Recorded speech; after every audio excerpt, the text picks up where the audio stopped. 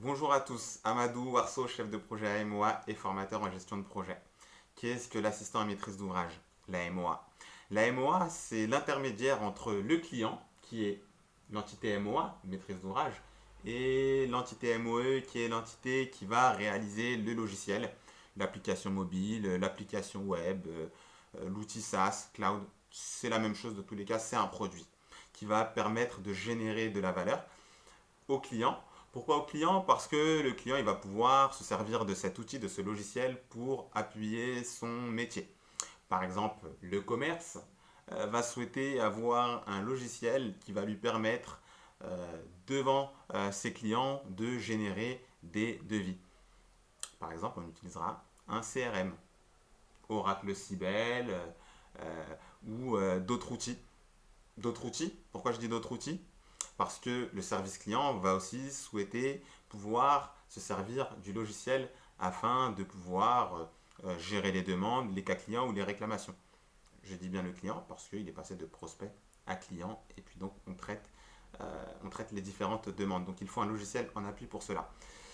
On a parlé de l'entité technique qui est l'entité MOE, c'est elle qui va réaliser le logiciel.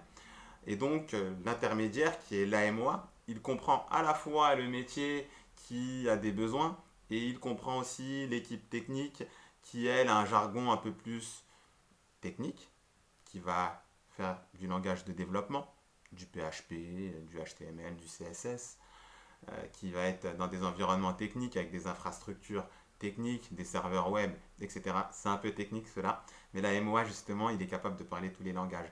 Il peut parler commerce, service client, et il est capable aussi de parler langage de développement, ou au moins le lire, ou au moins pouvoir estimer les tâches. Ça fait penser d'ailleurs à un autre cadre de travail qui est Scrum, mais dans tous les cas, on a aussi une estimation de tâches pour les fonctionnalités que nous avons rédigées dans le cahier des charges. Le cahier des charges qui va être l'élément, le livrable, qui va regrouper le recueil du besoin et qui va aussi être du côté technique la solution technique choisie par les équipes de développement.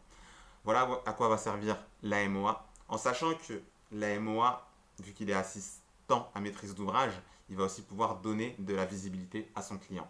Et pour cela, il va par exemple réaliser des plannings, il va faire des suivis planning. Donc c'est du PMO, Programme Management Office, donc du suivi afin de ne pas naviguer à vue.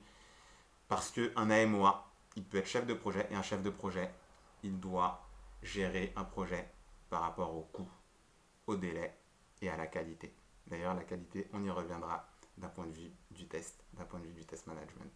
Merci à vous pour votre écoute et à très vite.